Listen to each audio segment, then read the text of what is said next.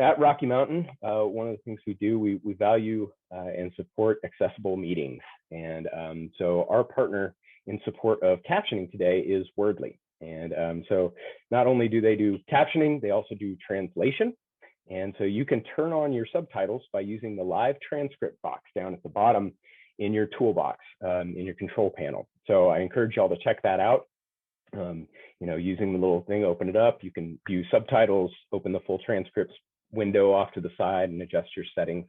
And again, like I said, they don't just do captioning, they also do translation, and they can translate into a number of different languages. I've used it a lot for face-to-face conferences as well as virtual conferences, and it's a neat service. So tons of experience. If you got any questions, I think John's putting my email address in the chat box, and we're also doing a link to a file with some brief instructions. So feel free to play around with that and check out all that functionality. It really is cool. So, and I guess now back to the topic at hand.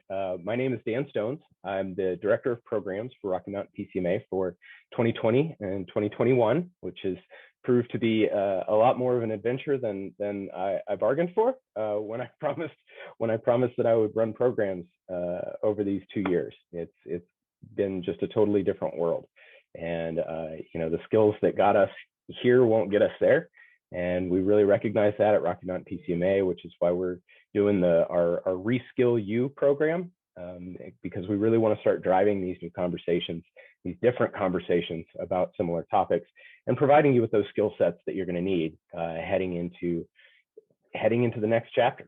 So keep your eyes open, keep checking out our website, LinkedIn profile, etc., and see how you can partner with us to reskill yourself throughout the year.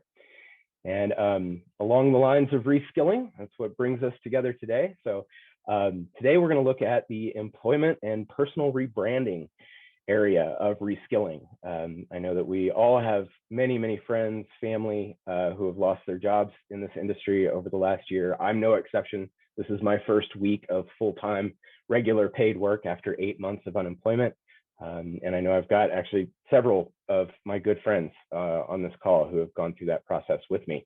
Updating LinkedIn profiles, updating resumes, sending them through LinkedIn, emailing them, tons of cover letters, everything. And to quite honestly hear back from a very small number of these companies that you're actually applying for. So I'm no stranger to that process. It's a very difficult one, and that's why we really want to try and help everybody through that. And even those of us who have kept our jobs throughout the pandemic are actually looking at very different workload, a very different list of responsibilities, and a lot of friends of mine are actually questioning for the first time in their lives whether they want to stick to the events industry. And those are conversations that none of us could have possibly imagined coming, but here we are, right? And so that's why I'm super excited to have with us today Deborah Jason from The Right Direction and Nikki Massman from Professional Impressions, Resume Writing, and Career Coaching. They both bring a wealth of knowledge about how to be strategic and successful as you navigate these really turbulent waters. So we're gonna kick it off with Deborah. So Deborah, please introduce yourself. Tell us a little bit about LinkedIn, how we can do that better. Thanks, Dan, and thank you everybody for taking time out of your day to be here with us and join in this conversation, because given these crazy times that we're going through right now, a lot of people have been looking at reinventing themselves or repositioning or rebranding themselves, especially when it comes to their LinkedIn profile. Many people, and you may be among them, you can type yes in the chat if you're one of those people who goes, you know what, I'm on LinkedIn, but I haven't touched my profile in a long time. So I'm glad you're here, because we're going to talk about how you can create a robust and optimized profile. More and more, especially in the last year, people are researching you before they meet you, whether they're meeting you in person or whether they're meeting you virtually. They're checking you out. They're doing their due diligence. And so that puts you in a position to win or lose based on what they find when they get to your LinkedIn profile and your activity there. So there are some really key points to remember when you go back to your LinkedIn profile and say, okay, how do I make this shine? How do I stand out from other people? And the first thing I want you to think about is, who are you? And not I am an owner or a founder, but I want you to think of keyword phrases. So let's say I don't know you. I don't know who Elizabeth is, but I go on LinkedIn and I want to find someone like Elizabeth. What would I be searching? What keyword phrases would I, or would a recruiter, or would an HR person be searching to find someone like you? Now, many times when I ask people that, they go, well, my keyword phrase is reliable, or attention to detail. Those are good skills, but they're not really keyword phrases. If you think about it, would you search that? And if you did, how many results would you get in a search? So first, think about that. What is it that people would be searching for to find someone like you? Because then when you go through your profile, you're going to use those keyword phrases in 6 strategic positions, okay? So the first place to think about is your professional headline. Your professional headline is what shows up right under your name. And let's go back a step. Your name field should really just be your name. It can have any certifications, let's say, that you've received, or if you want to say that you have an MA for a Master of Arts or an MS for a Master of Science, but your name field should be your name. Your professional headline goes right under that. And in there, I want you to think about 2 things, keyword phrases, but also kind of a tagline or a positioning statement, something that makes you stand out. Because when you're on LinkedIn, if you respond or comment to somebody's post, your name pops up and the beginning of your professional headline shows up. So if that's something that stands out, people will be curious about who you are. So for example, I'm in marketing and I'm a copywriter, and my tagline is marketing and writing with heart, not hype. Marketing is a keyword for me, and so is writing. But then in my professional headline, I have other things after that are more keyword phrased enhanced. So that's one place to put your keyword phrases. And by the way, when we talk about keyword phrases, I'm not talking about stuffing. This isn't about putting things everywhere in your profile just to make sure you have that phrase. It's where it's applicable, where it really applies. So first, think about your professional headline. Next, one of the most important sections that many people don't take the time to do, or they don't even do it at all, is the about section. LinkedIn used to call this the summary section, but now if you go to your profile, it says about, and this is about you, but it's also really about how do you help people. So I want you to think about your story, your background, share a little bit about you, but then I want you to think about how you help others. So if you think about a recruiter, or think of yourself as the product, so to speak, and if a recruiter or an HR person comes to your about section, or even somebody who's in a company that's going, I'm looking for somebody maybe to join my team, what is it that they're going to see in that about section that tells them how you can help them, how you could be of service to them? So you could share what your talents and skills are, but if you're always saying, I do this, and I do this, and I do this, without saying, because I do this, you get that, then it's going to sound too you focused, meaning you personally. So I want you to write, by the way, my preference, and many of my colleagues who speak about LinkedIn agree that you should write your about section in the first person. Okay. So that means you will use the word I, but again, think about how you help others. So for example, one of my clients, we worked on her profile, and she had a near-death experience. She almost died. And the way that she got out of it was by looking at her nutritional plan and the foods that she ate. So if you looked at her about section, it started with, I almost died from a serious life-threatening crisis. And now because of that, what I do is help others with wellness, with nutrition, with work-life balance.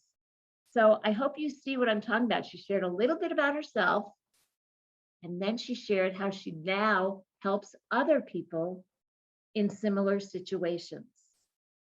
And again, keyword phrases. So keyword phrases in your about section.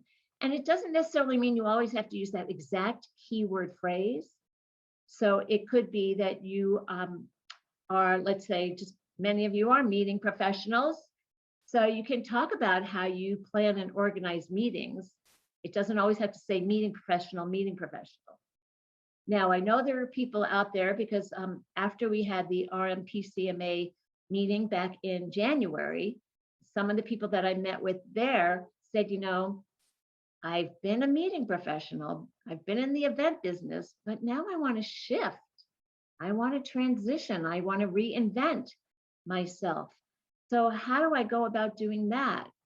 In that case, you have to look at, for example, one of the clients I worked with recently, he was looking at transitioning, and something that he had done in his past was related to various industries and different fields of interest.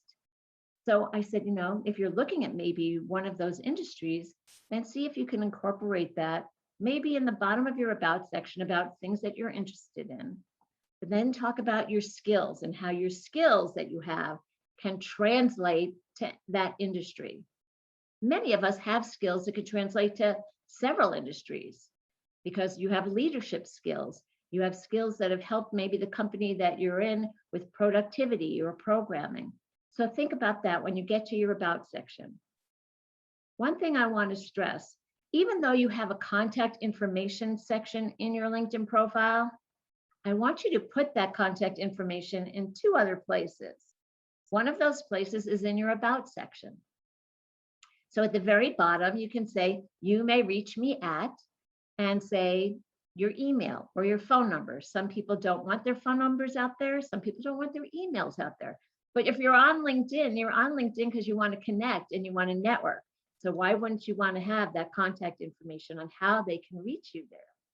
The other place I want you to have it is when you go to LinkedIn, you have your profile photo, which is the photo that's in the circle, but you also have a background banner. Many people don't have anything in that banner.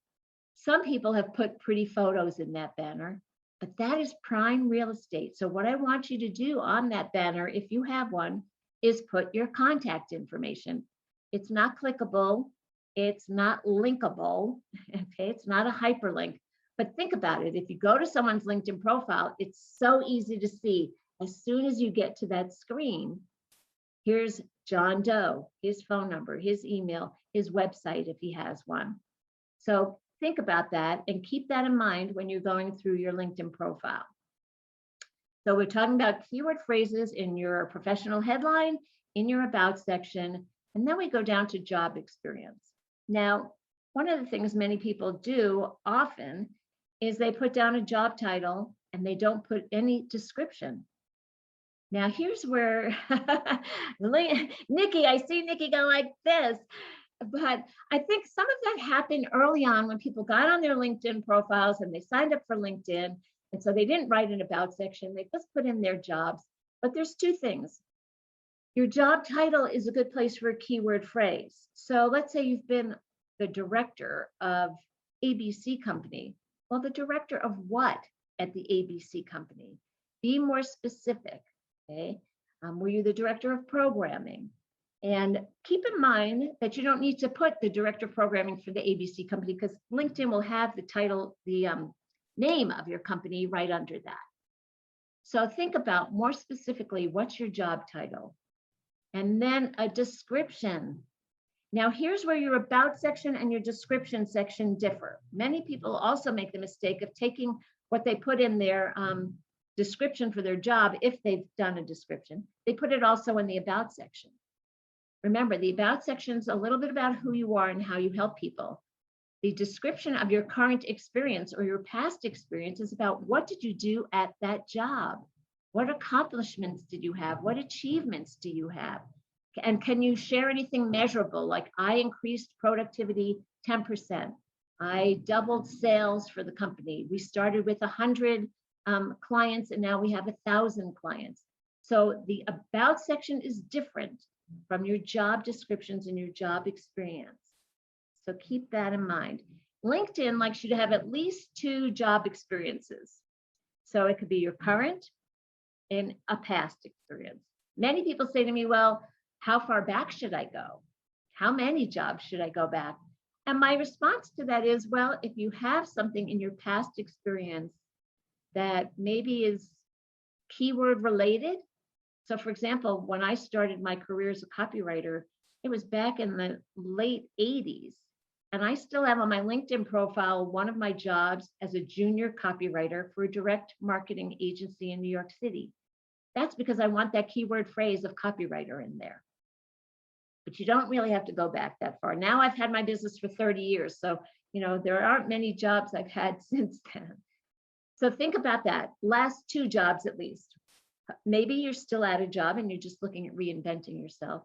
Maybe you have since been laid off because of COVID, but you still have that job. So what did you do at that job that's measurable and accountable?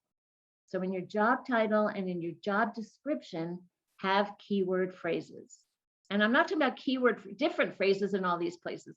Be consistent throughout your LinkedIn profile. This is what makes it robust and optimized. So we've talked about your professional headline, your about section, your current experience, and your past experience. So there were 4. Those are 4 places to put keyword phrases. Another place to put your keyword phrases in the skills section of your profile.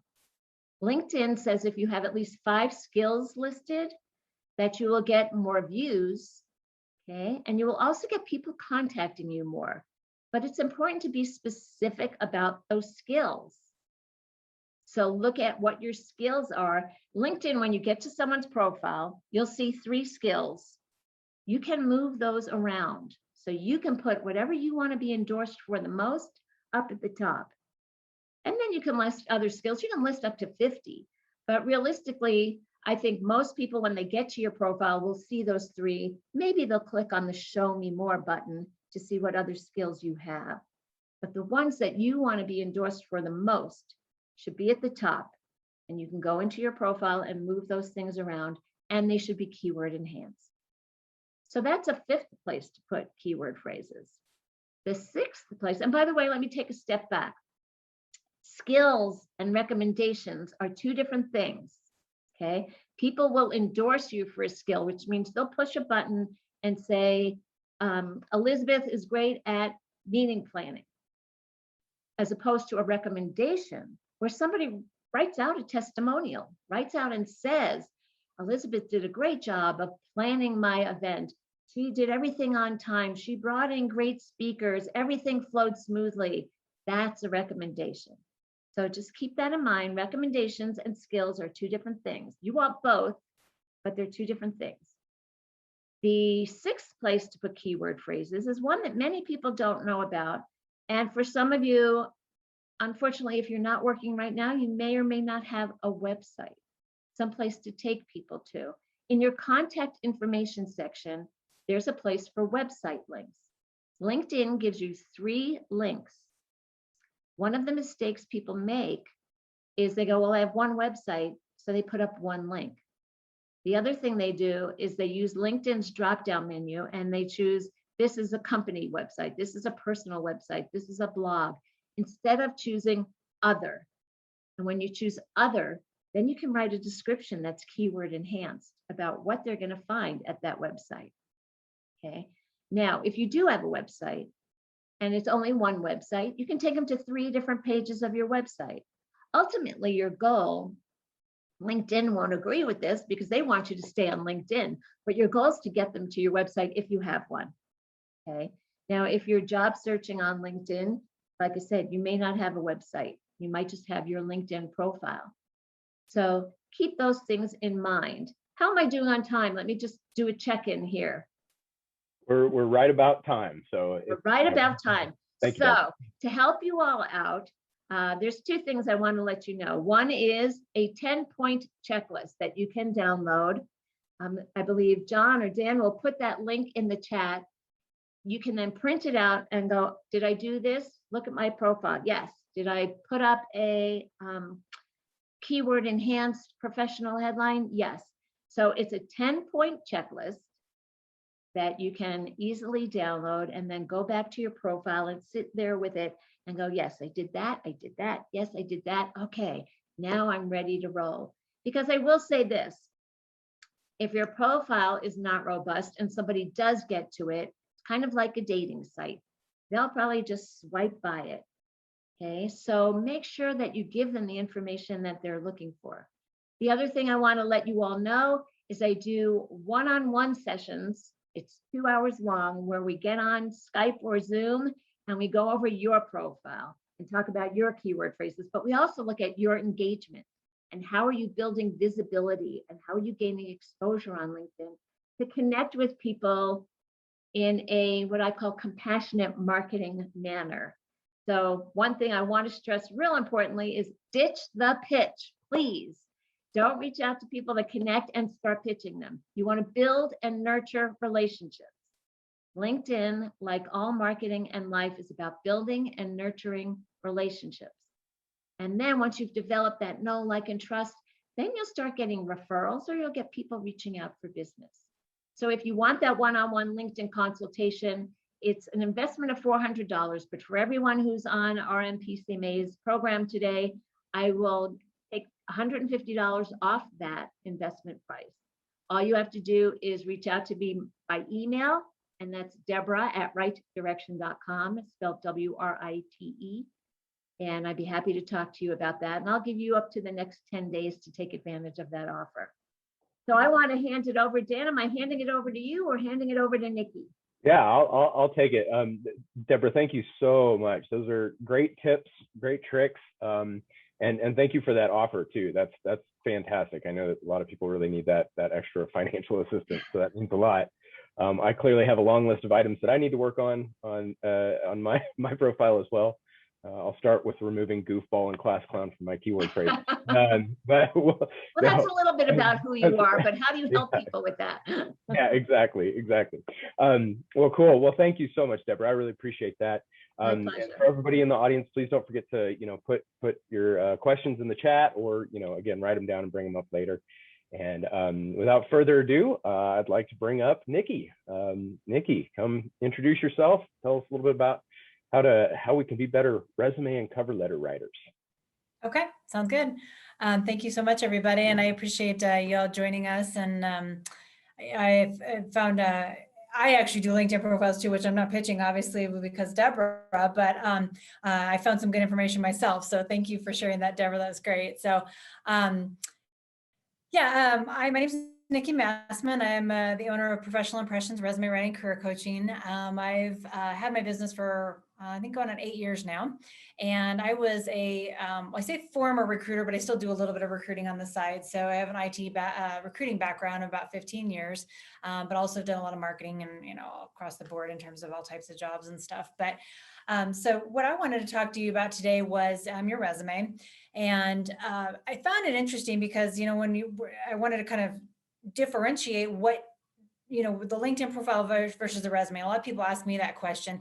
And so while your LinkedIn profile is more social media, right? So there's those kind of soft skills and things like that you put in there, and you put in there, your life stories and things like that. With the resume, right, you have to be a little more, not to say that's not professional, but you have to be a little more professional and strategic about it. And it has to be more about like just based on your skills. Okay. So the way you brand in your resume is slightly different, but they really should mirror each other to some degree. While that social media piece is definitely more about those fun things and things about you. Like I said, your resume has to be more, to get through the applicant tracking systems, the HR systems, and things like that. So we'll talk a little bit about the differences there. But I do want to touch on like branding, because there is a lot of ways that you can brand yourself in your resume without it just being this very generic, long laundry list of duties of things you've done. So, branding your resume, should be your transferable skills. I know, Deborah, you mentioned that, and I know a lot of people are thinking that too with the transferable skills. And I work with a lot of people on that is, what are those transferable skills now that maybe your industry is not doing as well with the pandemic? What are those transferable skills? So, but it's always also about bringing out, how you pivot through this situation. And there's a lot of transferable skills in terms of leadership, management, technical aptitude, if that's applicable, your unique competencies. And I think that's always the thing, is what sets you apart from different, somebody else who does the same thing that you do. And then obviously your expertise, your ethics and your attributes too. So, I mean, things like, did you execute this event and, with a high level of integrity? I mean, that's just one example of things that you can kind of indicate as, that's something that's very, you're passionate about, your commitment, your reputation, and those can all be conveyed through your, list of your duties, as well as your accomplishments and things like that. So talking about training and development, your productivity, there's where your accomplishments come in, your pride in your work. Those are all things that are unique to you. And how do you convey that in a resume? And I realize it's a little harder in a resume because you can't, you do have to be a little more strict on how you put things and, make it a little more generic. So it's basically that recognizable reputation. And Deborah talked about the relationships and stuff. And so that's ideally, obviously, when you're putting together a resume, ideally you're able to reach out to your network and those people you've got relationships with to get that over to them. But in many cases, right, you're applying online and you're sending it to a automated system where you've got to get through those parameters. And that's where the differentiation with the resumes comes into play, is that there's certain formats. There are definitely the keywords are a big thing as well in resumes. So just, that's always important as well. But they're a little different, because like things that might be appropriate for your LinkedIn profile might not necessarily be the most appropriate thing for your resume. And I think, Deborah, you mentioned this as well, was, putting in things that somebody would search by. So somebody can search by like marketing guru, probably not. They're going to probably search by a marketing director or marketing manager. So you got to think about those types of things too. So getting super creative in your resume is not probably the best thing to do in content and in format, because in format, if you do a lot of boxes and things like that, or columns and, things like that, that they won't get through the applicant tracking system. So, I was going to kind of mention too, like a branding statement too. So that's kind of your short phrase. Deborah talked about keywords, but this is sort of a short phrase that defines you, that can be used across the board. It could be in your resume and in your LinkedIn. But this is kind of like starting with your job title, a couple of action verbs, and maybe a 2 or 3 sentence phrase that could be at the top of your resume, just as a unique feature of what you bring to the table. One example could be, high performance event manager dedicated to implementing valuable, executing valuable events, or something to that effect, right? With $1 million results, or something to that effect that just kind of conveys all of that into maybe 1 or 2 sentences. As I mentioned, the HR rules, here's a few things that I wanted to mention too. So while you're branding yourself, that's great. Again, don't get super creative here with resumes. You want to just kind of stick to the basics, but still don't hesitate to convey that personality too with this. I mentioned the creative formats, being careful about that with the ATS systems. Make sure that it's an easy to read bulleted format. This is not an autobiography of you. This is simple, 1 to 2 page typically, unless you're a brand new out of school, professional, usually 2 pages, clean format. So again, don't get creative and, signature-y type fonts or something like that, because that won't fly with those systems. I talked about 2 pages. And then, making sure that it's concise and easy to read. It's not too wordy.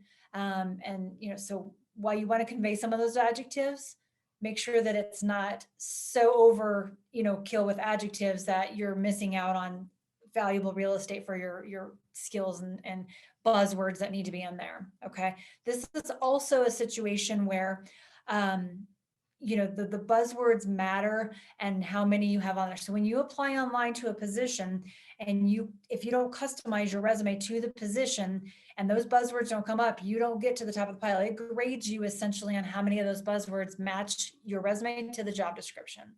So very important to make sure that those buzzwords are throughout, just like Deborah was talking about the keywords throughout your LinkedIn, similar concept with your resume, is that those keywords need to be filtered throughout and interspersed throughout to make sure that, and you might have one draft that is a general resume, and then there's always the customized ones based on the job description. So make sure you're mirroring that.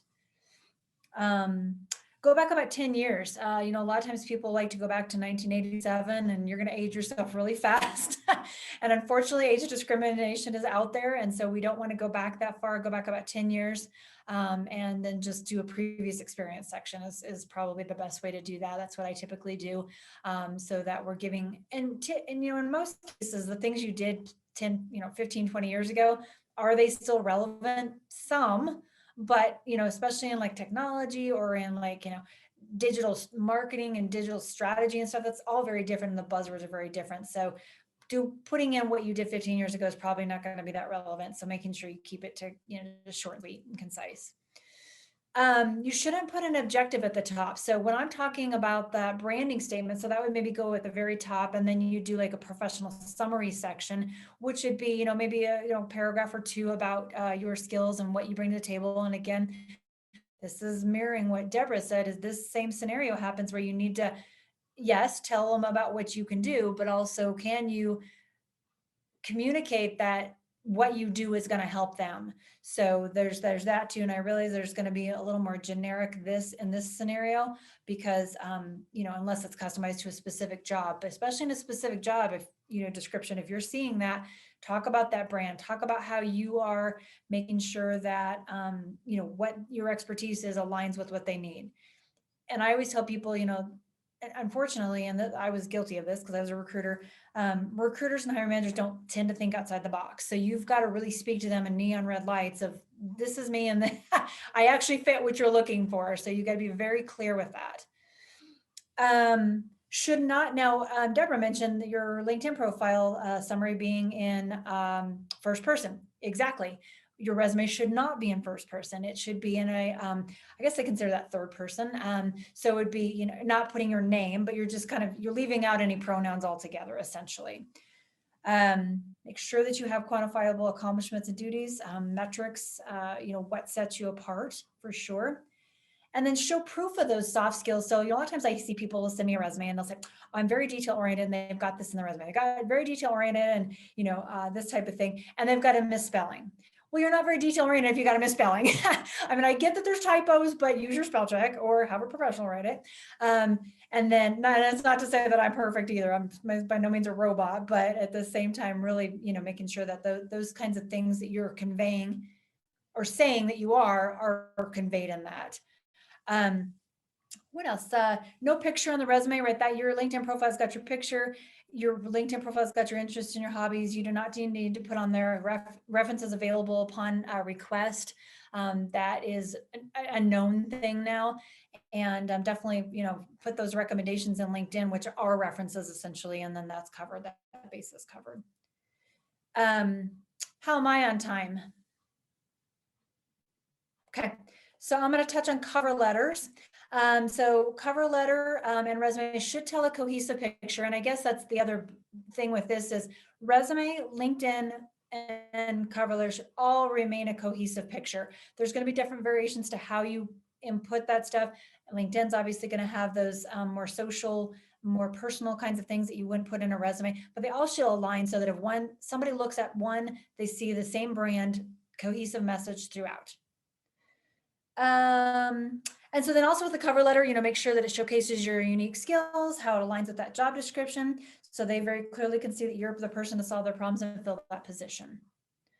And one thing I'll say is, not only do you need to have a sharp branded resume and your profile and all these things put together, but you must have a job search strategy. I mean, a lot of people go at this very, just off the cuff, and they say, well, I applied to 100 jobs and I didn't hear anything. You have to make it a more strategic approach, and you've got to take the time to do the quality of customizing the resume versus the quantity of just firing off a bunch of resumes. So I can't stress that enough to build your network and relationships, as Deborah mentioned as well, convey your unique brand, and they should know you. If they know you and they're in your network, no, right, I understand that everybody in our network doesn't know us personally, but to some degree, they should know who you are and be able to, the minute you see that person's name, there should be a positive connotation, or your name, that, oh yeah, she's that resume girl or whatever, right? Or that's that guy that does those really cool events or whatever. So things like that to make sure that you're, conveying that unique brand, but you're also using that network and building that strategy to do this a more proactive approach versus just firing off a bunch of resumes. If you become that person who's applying just 100 jobs, not only are you going to be frustrated, but people who you're sending to are going to be frustrated, because especially if it's the same company. I see people a lot will say, well, can I apply to different positions within the company? Well, sure you can, but don't be, the resume can't just be look like you just fired off the same resume to me. So make sure you customize that always. And so then, yeah, for me, I do obviously do resumes, cover letters, and the coaching through the process, do marketing campaigns in terms of, okay, how do we strategically get you in front of the right people? I have a really vast network through my, recruiting background and stuff. And so, I, as I mentioned, resumes, cover letters, coaching, and then I offer free resume reviews. So if you're needing, hey, take a look at this, Nikki, I need you to take a glance at this and just see if I'm on the right page here. I'll offer you a couple of tips, and just give you some feedback on that. Feel free to send that to me. John has put that in the chat box there. That's at my website, and you just upload your resume there. Happy to take a look. Now, with that being said, since we've got 20 plus people on the call, bear with me in terms of getting back to people. I may not be able to get back to everybody in the same day or anything like that. So just let me, on that. So upload your resume. And what I'll do is offer a free cover letter with any package purchase in the next 2 weeks for participants on the call. Yeah, so I hopefully that was helpful in terms of just some resume tips and how to brand yourself, and those transferable skills really, really important nowadays, and to make sure that those are conveyed properly. That's fantastic. Nikki, thank you so much. It's very insightful. Wish I'd had these conversations with you about 8 months ago when I first got on the job market. Maybe that would have been for a shorter period of time. Yes. Yeah, thank you so much for sharing tips and tricks. I always find it interesting how these different sides mesh together, right? The resume, the cover letter, the LinkedIn, like how they all play off of each other and where that balance is. So thank you all both so much for sharing and opening things up. I would like to, if for everybody who's on the call, say feel free to unmute yourself, unmute your video, hop in. We can do a gallery view if we want, and just kind of make it conversational. If nobody feels comfortable doing that, we do have some of the questions that folks answered or asked in their registration form, or we can go with the chat box as well. So if nobody unmutes themselves, then I'll assume that means that they want me to go swear. I have a question. Well, two. Sure. Probably. First one's for Deborah. I know you mentioned that a question you always get is how many positions do you list on your LinkedIn profile? I kind of view my LinkedIn as like my master resume. So it's where I've listed like everything going back to like when I was undergrad, partly because when I am crafting my resume, I'll only go back the 10 years, and then I'll only list the relevant positions to the job. But I feel like the LinkedIn kind of fills in any of those employment gaps where I might have not had industry relevant experience. Is that good strategy, bad strategy, something better? So with LinkedIn, you can go far back, as I said earlier. The thing to think about, one is the jobs that you're doing that go way back, are they related at all to what you're doing now? Like I said, I include one that had copywriter in it because I'm a copywriter. But the other thing that comes to mind is how much time is somebody really going to spend scrolling down all that stuff? Especially if it is, let's say, a recruiter or an HR person, they might look at your first 2, maybe 3 jobs. I don't know if they'll go that much further down. So without actually looking, and Nikki's shaking her head in agreement. So I don't know. And don't discriminate. Don't set yourself up red flags for age discrimination either way, resume or LinkedIn, because that can be a problem too. Although, that's an interesting point, because I've had my business now for more than 30 years. So if I apply for a job, someone can kind of guess, oh, well, she's had her business for 30 years. Guess what? She's no spring chicken anymore. But yes, it's sad. Unfortunately, I do know that ageism is in play, because I have friends who've been looking for jobs and they go, I can't find one, and I think it's because of my age. So that would be my answer specifically to your question about how much to include back there. Did you have another question? It sounded like you did, Mitch. Yeah, I think it probably answered it, but I know Nikki had mentioned about, taking dates, and it comes back to like kind of the 10-year rule. Did you list the year you graduated from university or got your degree? I mean, I know the answer is probably no, considering everything else, but sometimes they're looking for dates or a timeline. I would say no, but I would agree. Yeah. Okay. Oh. Unless it was a few years ago, or you're doing your MBA or something like that, I think that fits. But by no, and in fact, I caught myself the other day. I didn't put the year I graduated, thank God, but I had on there that my high school, and I was like, well, I guess that probably doesn't need to be on there. So kind of keep the 10-year time frame with that as well, just everything on the resume. Okay, thank you. Sure, thanks for being here. I thought it was just 5 years that you're supposed to go back. Always been 10 years from what I know in terms of resumes. Okay, thank you. Yeah. Awesome, thank y'all. Anybody else? Yeah, I was going to say, what if you're doing the same job for the last 25 years? Do you just list your one experience? Or do you go I have back? little sneaky ways of getting around that. Okay. Do you want to give us a little tip around that, Nikki, or no? I don't know. Maybe it's going to cost you guys. No, I'm kidding. How do you get what I around that? typically will do is, like, especially if you had multiple jobs within the same company. Oh. So maybe, and it is hard because, right, just like your example, Deborah, too, is that, right, if you're listing your business and you say 1990, whatever to now, right, there's no way around that. Right. But ideally, like when you go down to your previous experience, like if I drop it off, 10, 12 years back or whatever, I will just put on there prior to 2006 or something like that. So I don't give them dates past that. So if you have a job on there that's from 1995 or something like that, they don't see the 1995 ever. That would be 1994. So do I list a previous employment with that then, or should I just leave that out, do you think? Just out of curiosity. Like, I had another job for like 6 years prior to this 27-year job.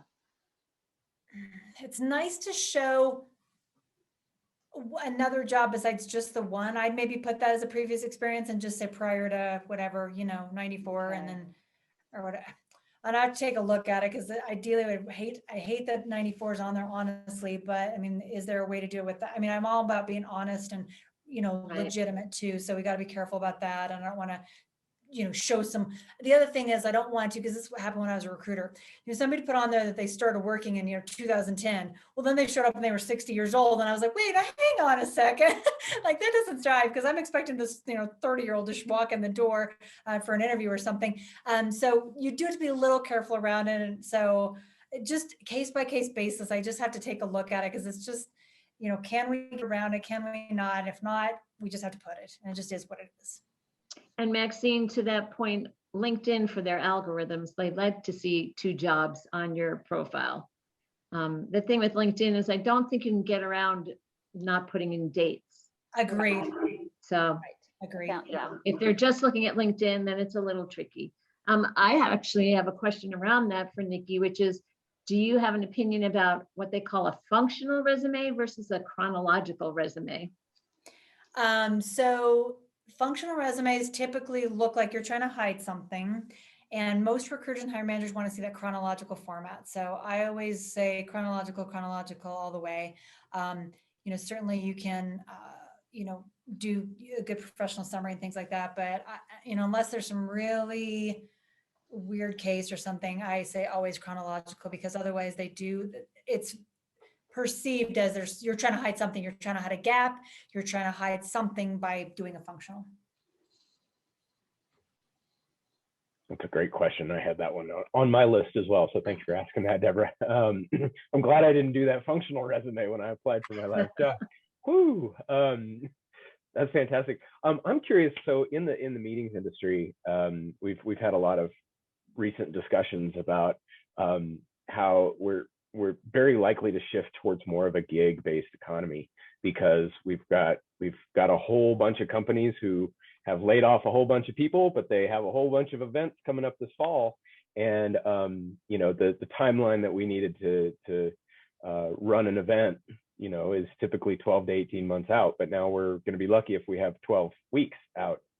And so that's going to push there are a lot of unemployed people who are ready to be independent contractors and who might, I'm curious how y'all would approach that strategically. How can, like, if you are in that position, right? So as an independent contractor, do you have any strategies for getting on people's radar and finding that work and connecting with folks?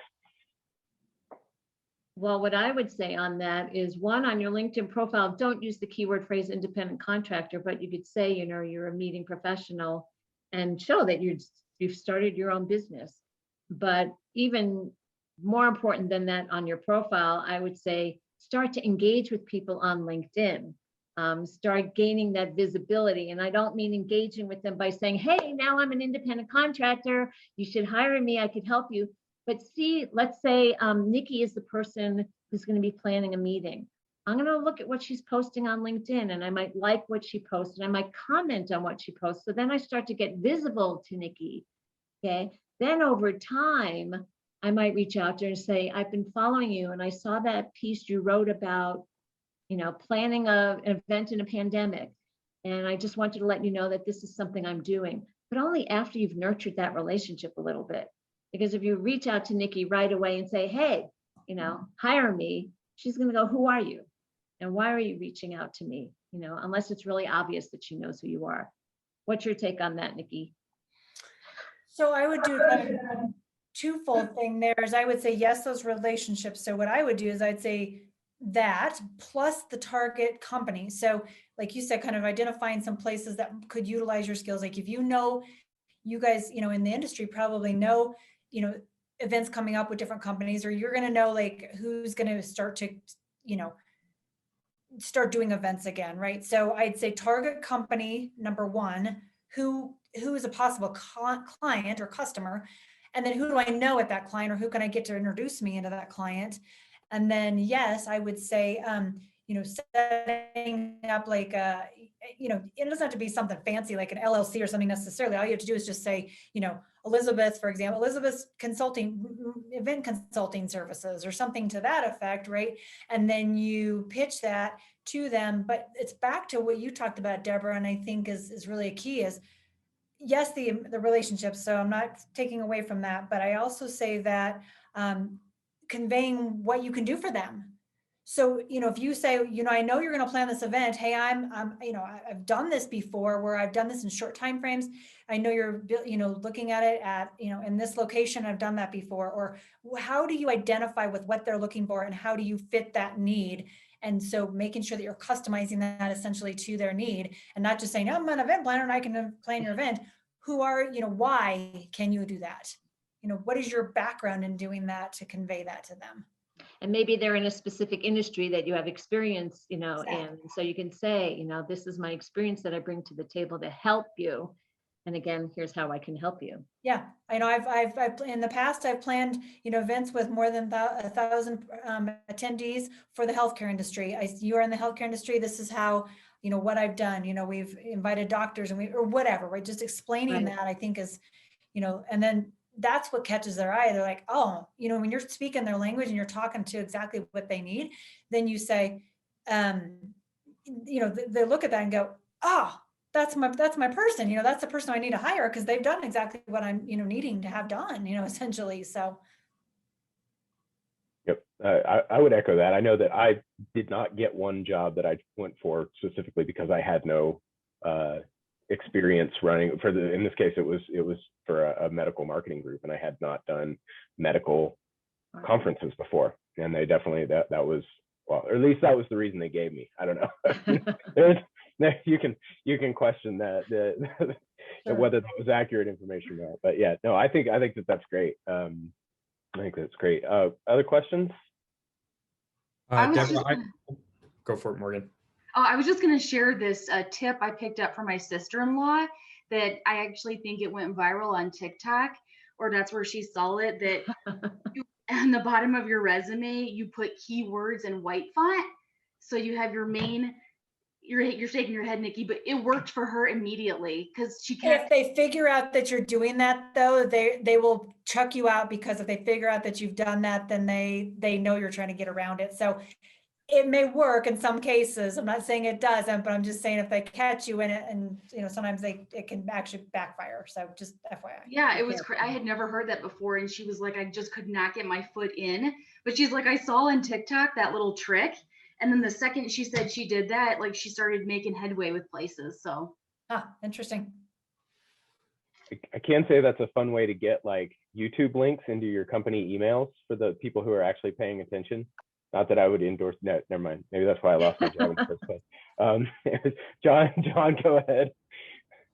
Deborah, mine was just for you about the professional headline, because I know I am one of the people that do this, and I see it oftentimes elsewhere, but people just putting their job title in their professional headline rather than kind of that tagline that you were referring to. I'm obviously assuming you say definitely go with the tagline. I would change it. Yeah. So, to that point, John, a lot of people do that because that's the default that LinkedIn will do. When you fill out your profile, it'll say whatever you put as your job, meeting professional at the ABC company. And some people just don't realize that they can change it. And so that's, yes, whenever I do programs and presentations, I say go in there and you can edit that, edit that. If you have a positioning statement, not everybody does, or they're not, they need to work on it. So then I'm like, well, put in some keyword phrases and, and separate them so that at least you have that there. Something that defines more about who you are, and what you do. Because like I said earlier, if you are starting to interact and engage is a really important word because that's why it's social. When you do that, like I said, your name will pop up and it'll show the beginning of your professional headline. So, a common mistake people make, it may not apply to this group, but a common mistake people make is they put, I'm the owner of the ABC company, or I'm the founder of the ABC company. Well, and I did it myself when I started my LinkedIn profile many, many years ago.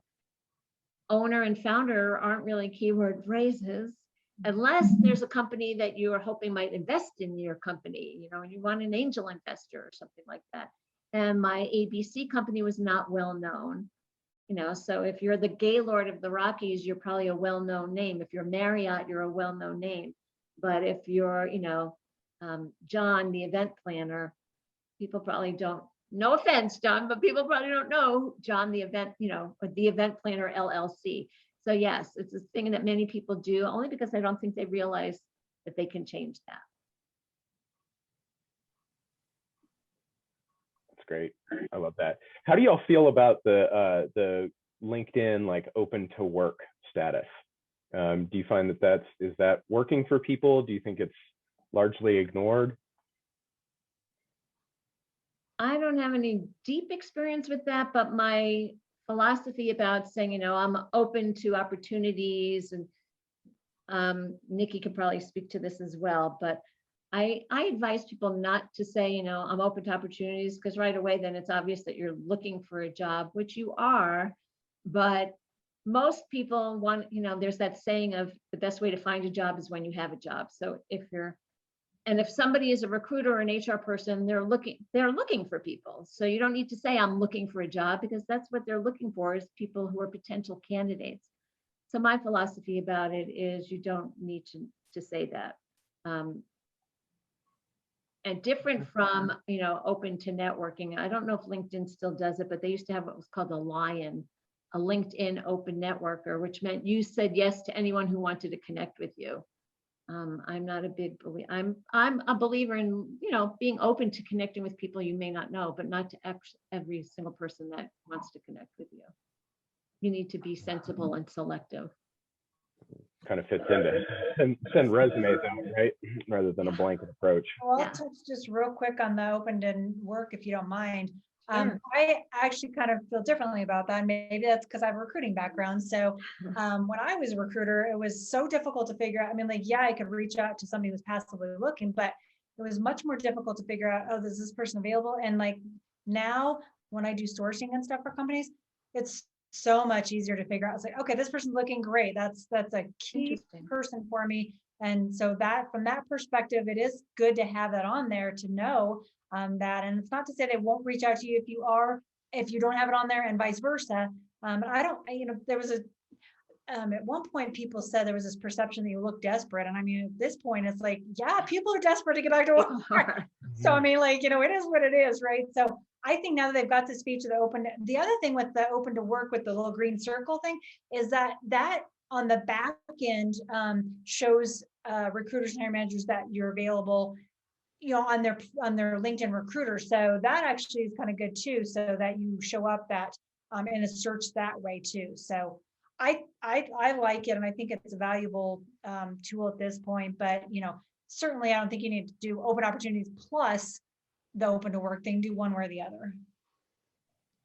Yeah, one thought that comes up is I've had a lot of people that I've done consulting with say that they're getting flooded with messages from recruiters. Yeah. And to the point where they don't feel like those recruiters are not being selective, but aren't really niching down into actual candidates who could be good for the job. They're just flooding them because they have a quota to meet or something. Yeah, I don't have personal experience with that, so I don't know if you do or not, Nikki. I have heard that from some of my clients that say they get flooded and stuff, but so yeah, you don't want the ones that aren't a fit, obviously, but it's hard. But I think that goes back to your profile, right? If you've got the right things in there, ideally, you hope that they're looking for it, and there's no way to weed out, hey, I don't want a recruiter who's not going to read my profile to look at my profile, right? So, sometimes you're gonna have to weed through that. And I guess in some thoughts, it's good to, just have that on there because, then they know, right, up front. So yeah, I think there's different theories to that on both sides, but hey, you know what, if you're getting some response, at least you're getting some response. Better than nothing, right? Better than nothing, right? That's great. Well, I love it. Well, I hate to cut this conversation short because I know there's so much more to unpack, but I've got my new job. I don't want to be late for my next meeting. So no worries. Thanks, everybody. Yeah, thank you, Nikki. Thank you, Deborah. Thank you so much, everybody, for showing up. Great conversation.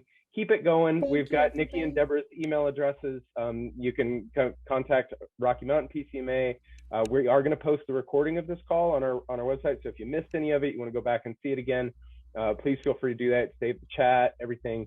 And keep your eyes on the Rocky Mountain PCMA website. We've got a lot more reskilling opportunities coming through the year. We're here to support you however you need it. So keep coming back for more, and we'll see y'all soon. Thanks, everybody. All right. Thank you. Thanks, everyone. Bye. Thanks, you guys. Have a great one. Bye.